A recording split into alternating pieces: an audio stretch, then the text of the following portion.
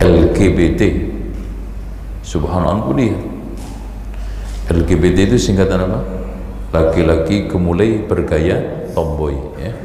Itu banyak sekarang. Ya, lesbian, ya, terus gay, terus biseksual, transgender. Ada lagi apa? Kill. Itu dengan siapa aja dan apa aja, termasuk yo ketek gelem masu yo gelem, ya. Wah, pokoknya sak nemune. Wah, Allah. Ada yang bosan dengan manusia, operasi menjadi manusia reptil, macam-macam, masya Allah. Ini tasabbuh. Dan coba bayangkan sekarang ini lomba gay, lomba apa? Ini yang laki-laki jadi perempuan itu apa sih? Apa sih namanya? King apa? Apa? Iya, lombanya apa namanya? Antum nggak pengalaman kayaknya.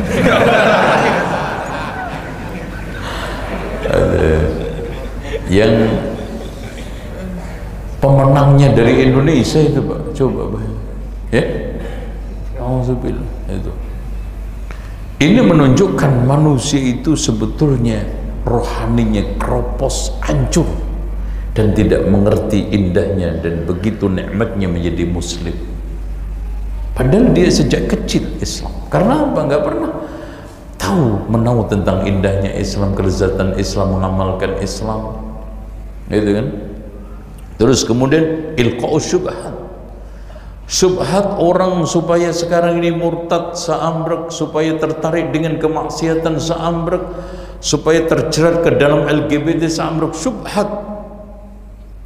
Bahkan setiap perkara itu ada syubhatnya, setiap masalah itu ada syubhatnya. Di dalam seluruh lini kehidupan ini ada syubhatnya, ya.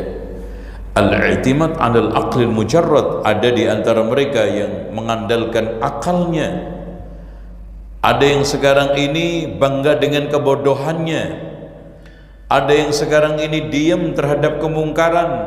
Ada yang ta'assub dan taklid. Dan ada yang sekarang tercebur ke dalam berbagai macam perayaan dan ritus-ritus. Yang itu semuanya la tattabi'unna sanana man kana qablakum shibran bi shibrin dhira'an bi dhira'in law dakhalu juhra dabbin la dakhaltumu. Kalian akan mengikuti tradisi ajaran agama orang lain sejengkal demi sejengkal, sehasta demi sehasta.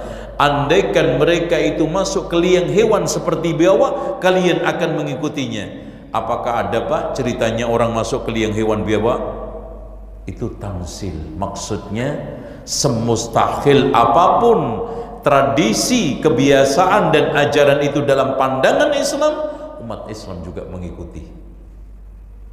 Sekarang saya tanya, mustahil kan orang Islam laki kawin sama laki? Mustahil kan, Pak, orang Islam itu ulang tahun, happy birthday. Antum tahu riwayatnya happy birthday do you, rawahul Bukhari? Ada nggak? Apalagi rawahul Muslim. Tapi diikuti dengan berbagai macam permak bungkus dan juga casing yang indah. Apa? Milad. Sampai orang kawin ada miladnya, ini ada, sampai orang mati ada miladnya. Coba bayangin, di ulang tahun. Tapi susah, Pak, karena sudah level-level mereka menjadi tokoh. Itu. Dan sekarang Masya Allah, hampir kita temukan ritual-ritual peringatan-peringatan ini sudah menggejala di kalangan kita, menguras habis dana, bahkan miliaran. Ini jaring jerat yang sulit sudah untuk kita obati di tengah umat Islam. Nah, sekarang ini di antara bentuk gangguan kejiwaan akibat dari setan itu satu, ghadab, marah. Pokoknya semua bentuk marah itu dari setan. Ketuanya marah karena Allah. Kedua, was-was. Ada yang masya Allah ya, wudu was-was, mandi was-was. Ada yang mandi habis satu kolam merasa belum sah, mandi lagi. Coba bayangin, sholat us. Saya pernah sholat di Masjidil Haram, Masjid Nabawi.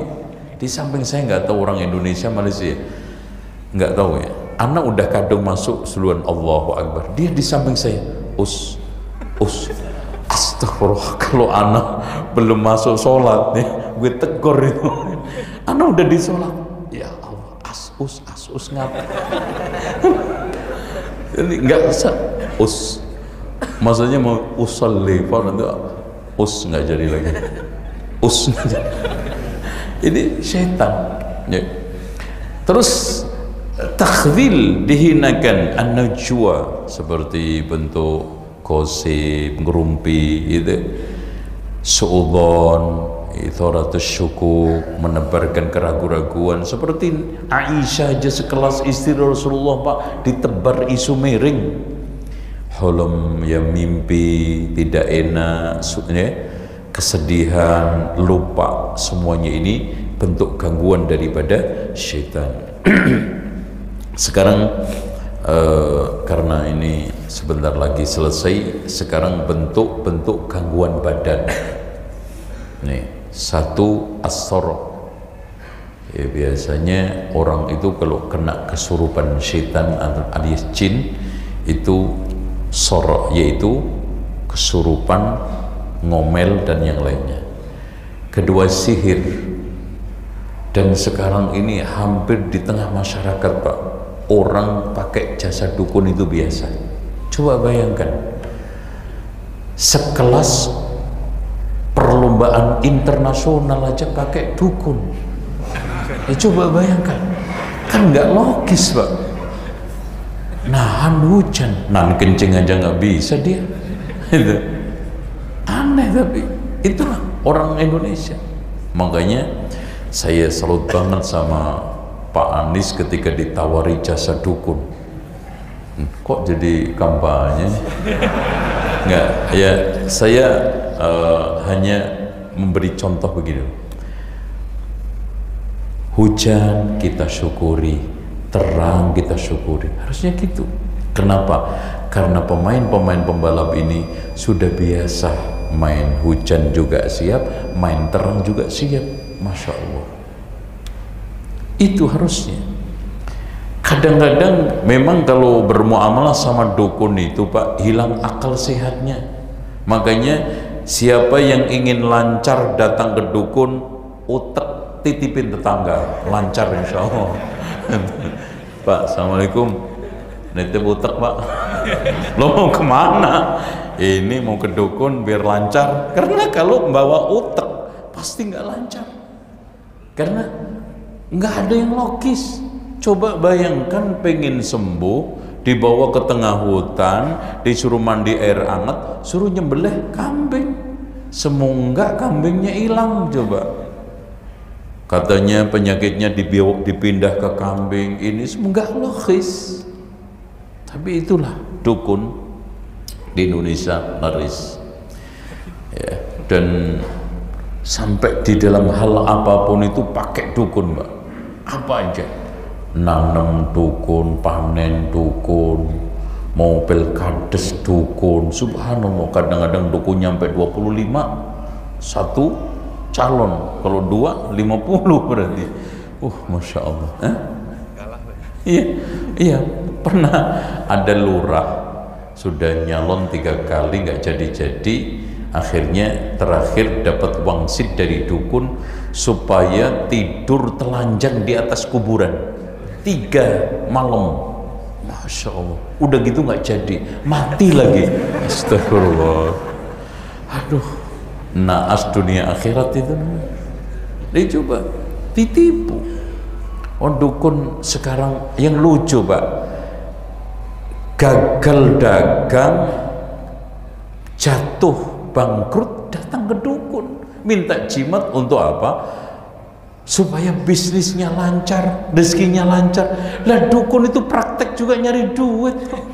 Kalau ada jimat memperkaya orang, nggak mungkin dikasih ke antum, minimal keponakannya deh. Yang lucu, dia minta jimat ke dukun supaya kerja mendapatkan apa? Lamarannya diterima, ponakannya ngelamar 2 tahun nggak diterima-terima. Bohong semua, Pak. Tapi itulah Allah berfirman, hal unabbiukum ala man tanazzalu syayatin? Apakah kamu mau saya ceritain kepada siapa setan-setan itu turun? Kepada siapa? Tanazzalu ala kulli affakin athin, turun kepada para pendusta dan para pendosa. Itu cerita ini, cerita itu, ngalor ngidul, semuanya adalah 100 kebohongan. Kalau seandainya ada satu kebetulan, betul itu kebetulan.